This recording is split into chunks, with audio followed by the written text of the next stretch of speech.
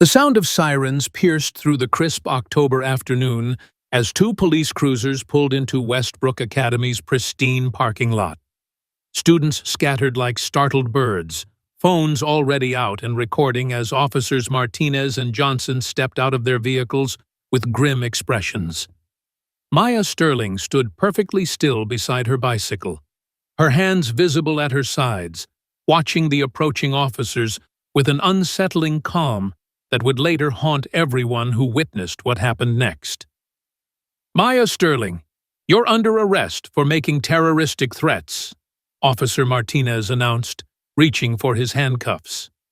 The 17-year-old girl didn't flinch, didn't cry, didn't even seem surprised as the metal restraints clicked around her wrists. What none of the 300 students filming this moment knew was that in exactly 15 minutes, Mayor Thomas Callahan's phone would ring with a voice so cold it could freeze hell itself, saying words that would shatter his political career forever.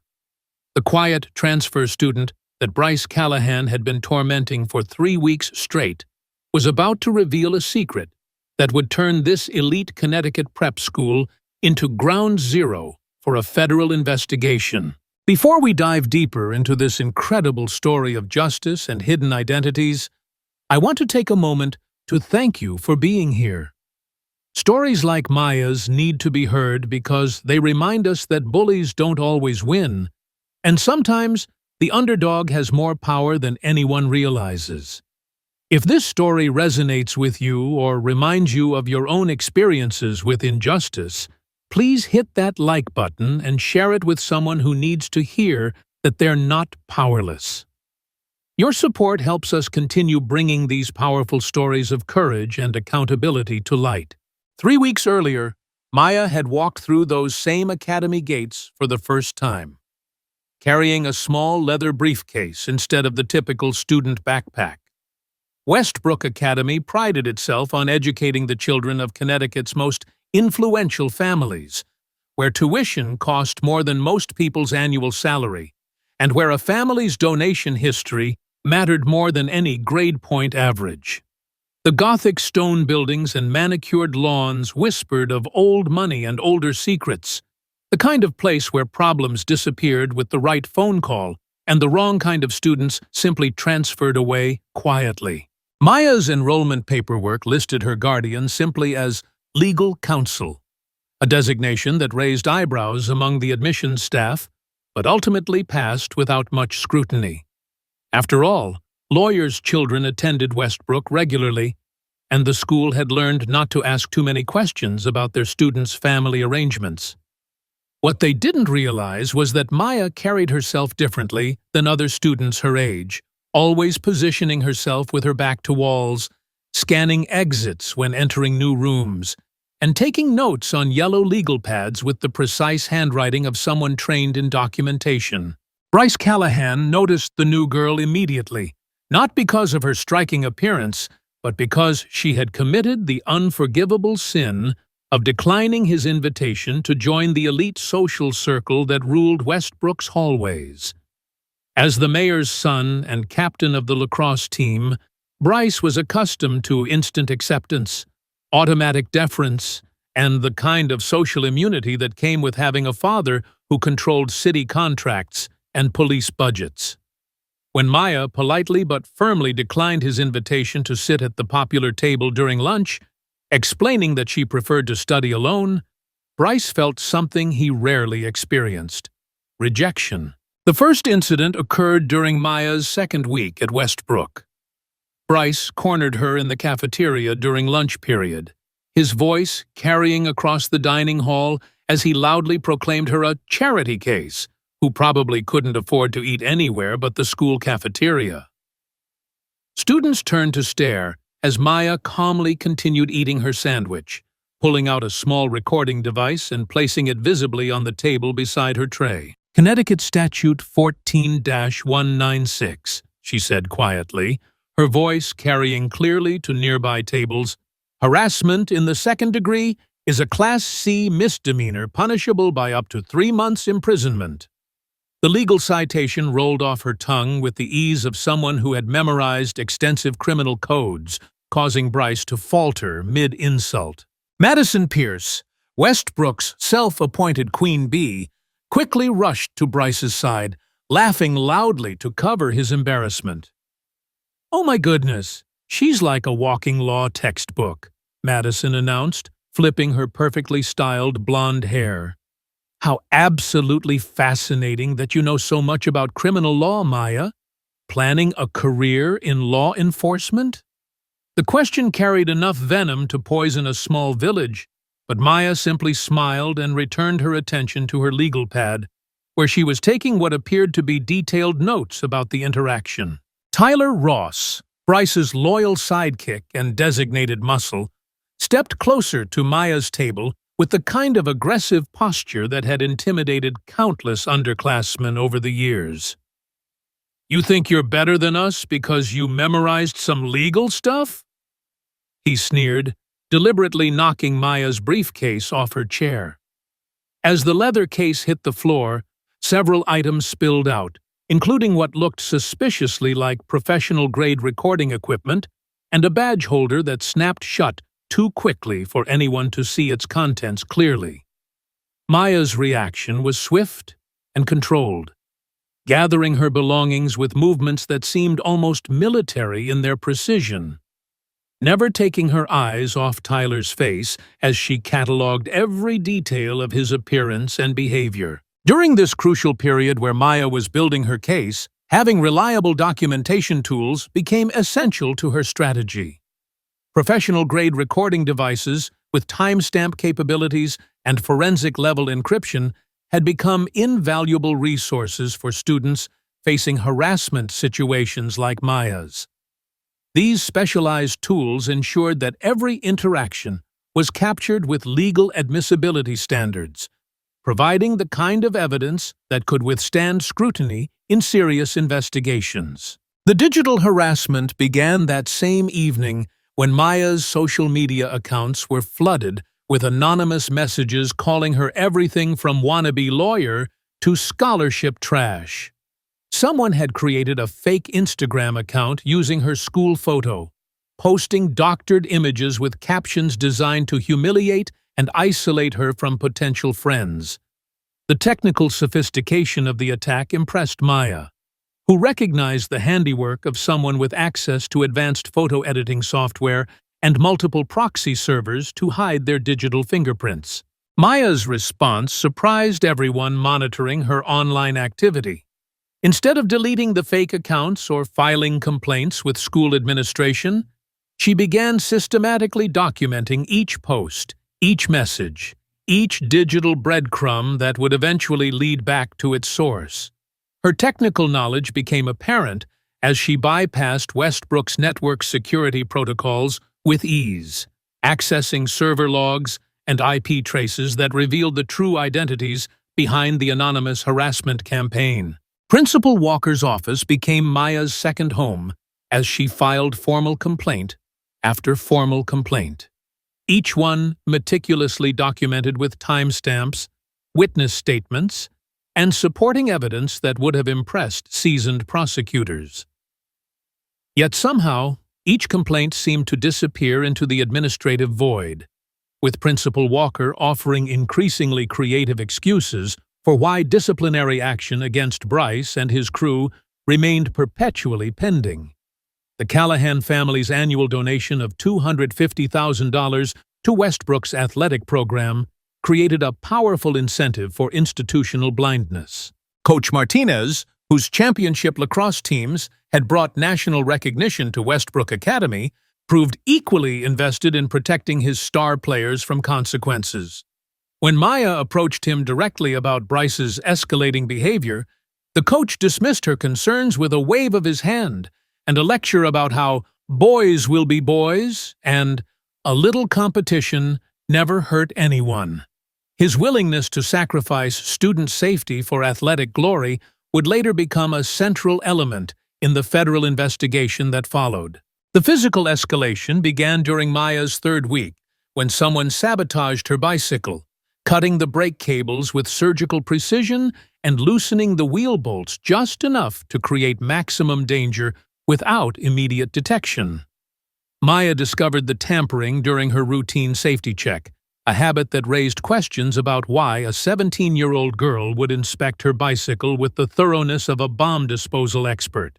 Her knowledge of mechanical sabotage techniques and her immediate recognition of the specific cuts used suggested training that went far beyond typical teenage experience. Rather than reporting the incident immediately, Maya installed a hidden camera system around the bike racks, using equipment that cost more than most students' monthly allowances.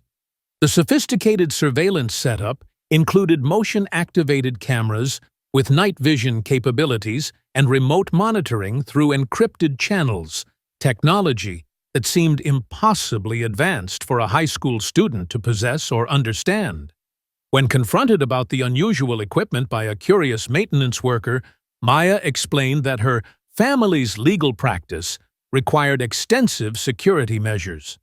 A half-truth that satisfied surface-level curiosity while concealing deeper realities. Bryce's frustration mounted as his traditional intimidation tactics failed to break Maya's resolve.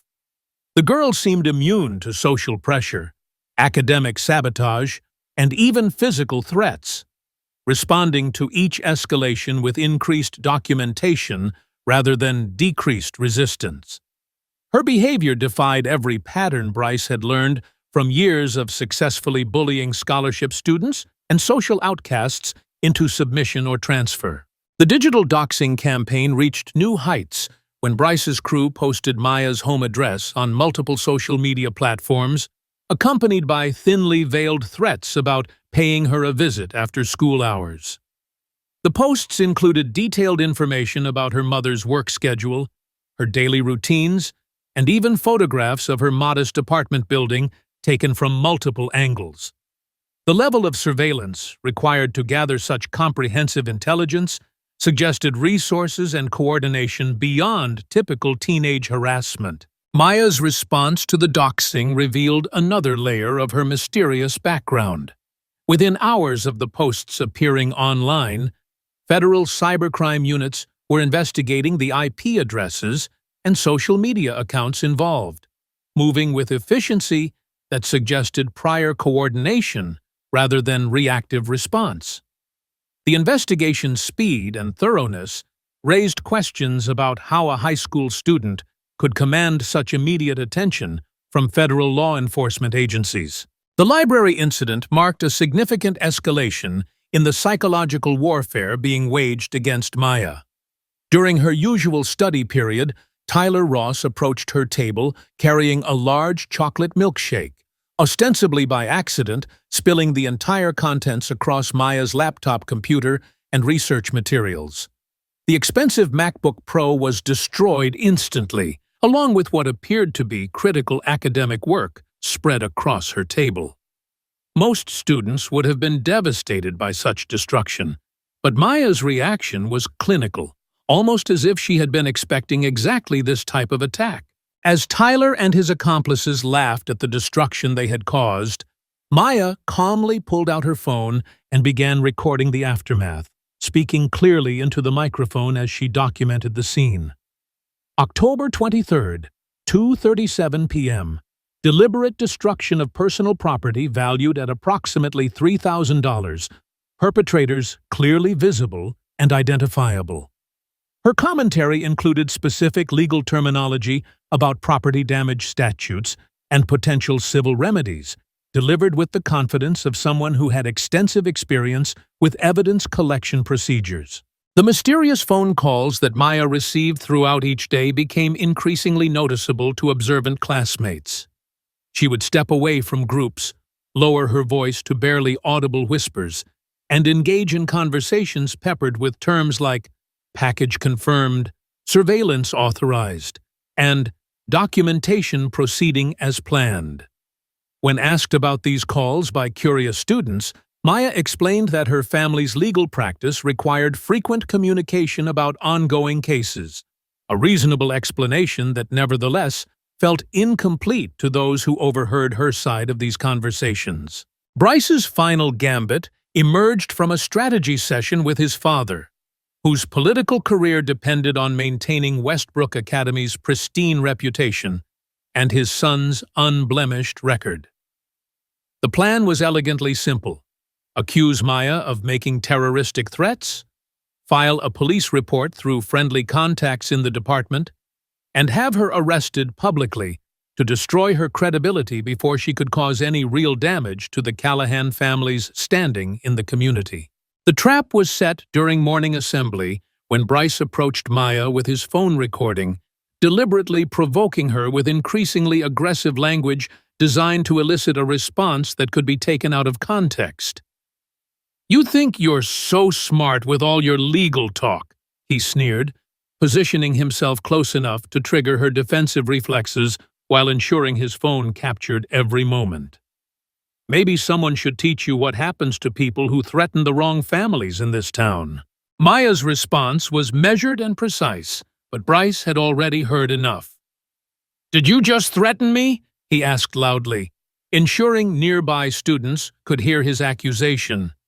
"You just said you'd make me pay for everything, and everyone here heard it." Several of his friends immediately chimed in with supporting statements about what they claimed to have heard, creating a chorus of false witnesses that would support his police report. The 911 call came 20 minutes later, with Bryce reporting that a fellow student had threatened him with violence and was currently armed with a dangerous weapon on school property. His description of Maya as unstable and potentially violent painted a picture designed to ensure a strong police response, while his mention of seeing her with some kind of knife or sharp object guaranteed that officers would arrive prepared for the worst-case scenario. As sirens approached Westbrook Academy's campus, Maya stood in the parking lot beside her bicycle, checking her phone one final time before placing it carefully in her briefcase. Her posture was relaxed, almost expectant, as if she had been waiting for this exact moment to arrive. The other students gathering to watch the unfolding drama had no idea they were about to witness the beginning of the most explosive scandal in their school's 150-year history. The handcuffs clicked into place as Officer Martinez completed the arrest. But instead of the expected tears or protests, Maya Sterling looked directly into the cameras recording this moment and spoke with crystalline clarity. "I invoke my right to remain silent under the Fifth Amendment, and I request immediate contact with my legal counsel." Her voice carried the authority of someone who had recited Miranda rights countless times before, causing Officer Johnson to pause mid-motion as he reached for his radio. Principal Walker emerged from the main building, his face flushed with panic, as he realized the magnitude of what was unfolding on his campus. "Officers, I'm sure this is all a misunderstanding," he stammered, approaching the scene while trying to wave away the student phones capturing every moment. "Perhaps we could handle this matter internally through our disciplinary procedures." His suggestion fell on deaf ears as Maya was guided toward the patrol car, her briefcase confiscated as evidence in what everyone assumed would be a straightforward case of student misconduct. Bryce Callahan stood at the edge of the crowd, his expression a mixture of satisfaction and nervous energy as he watched his plan unfold exactly as intended. Madison Pierce and Tyler Ross flanked him, their phones out to document their victory over the girl who had dared to challenge their social hierarchy. "Finally," Madison whispered to her followers on her live stream, "someone put that weird girl in her place." The comments flooding her stream echoed similar sentiments, with Westbrook students celebrating what they saw as justice being served.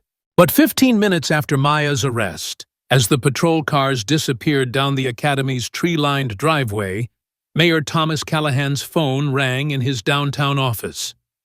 The caller identification showed only federal court, and when he answered, the voice on the other end spoke with the kind of authority that made seasoned politicians weak in the knees.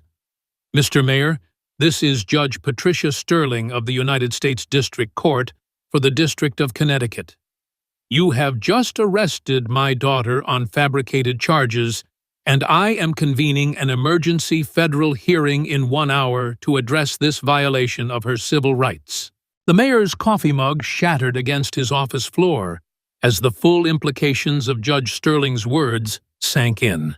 Maya Sterling wasn't just another scholarship student or lawyer's daughter.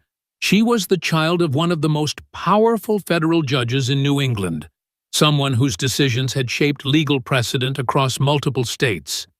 His son had just declared war on the federal judiciary itself, using local police as weapons in what was about to become a constitutional crisis. At Westbrook Academy, the celebration was short-lived as black SUVs began arriving on campus within 30 minutes of Maya's arrest.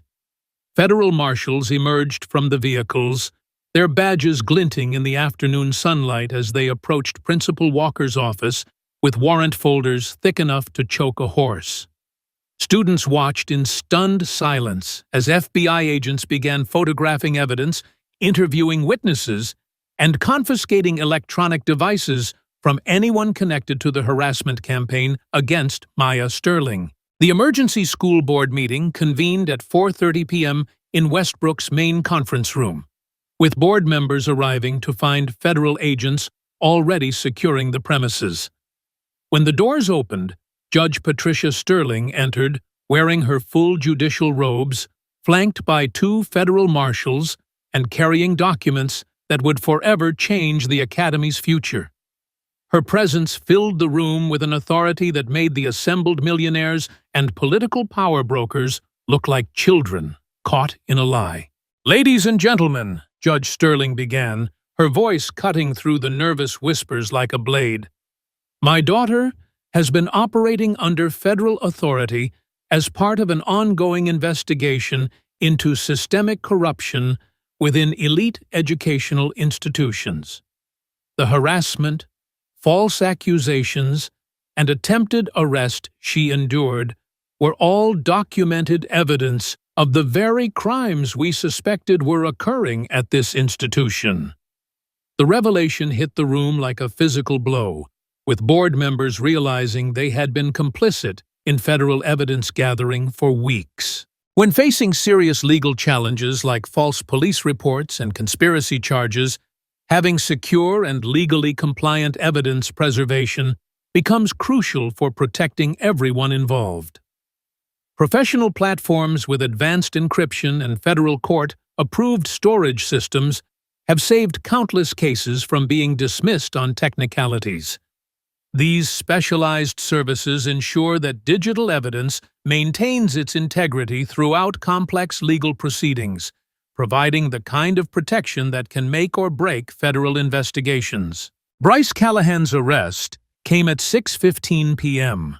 as he sat in his family's mansion, believing he had successfully eliminated his tormentor from Westbrook Academy.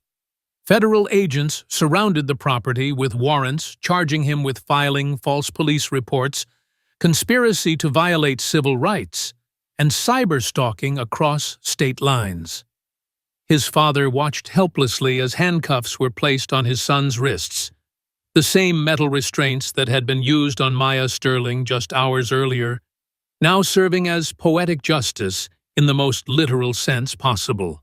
The evidence against Bryce was overwhelming and methodically documented. Maya's undercover operation had captured months of harassment on high-definition video, recorded every threatening phone call with federal-grade equipment, and traced every digital attack back to its source using cybersecurity tools that most law enforcement agencies could only dream of accessing. Her legal pad notes, initially dismissed as the obsessive behavior of an overly studious teenager, revealed themselves as the kind of detailed investigative documentation that prosecutors worship. Tyler Ross and Madison Pierce found themselves facing similar charges within hours. Their roles in the harassment campaign, thoroughly documented through surveillance footage, digital communications, and witness testimony that Maya had been collecting since her first day at Westbrook Academy. The sophisticated recording equipment in her briefcase wasn't student-level technology, but professional federal surveillance gear. operated under court orders that had been in place long before she ever set foot on campus. Principal Walker's career ended with a single phone call from the Department of Education, informing him that his administrative license was suspended pending federal investigation into his systematic cover-up of civil rights violations. Coach Martinez faced similar scrutiny as investigators revealed how athletic programs at elite schools had become havens for criminal behavior, protected by donation money and institutional prestige rather than accountability or justice. The viral videos of Maya's arrest and Bryce's subsequent perp walk generated millions of views within 24 hours, sparking national conversations about privilege, accountability, and the lengths powerful families would go to protect their children from consequences. Legal experts appeared on television to explain how federal sting operations worked, while education reformers used the case to highlight systemic problems within elite educational institutions across the country. 6 months later, Bryce Callahan pled guilty to federal civil rights violations and received 18 months in federal prison, while his father resigned from office amid corruption investigations that extended far beyond his son's crimes.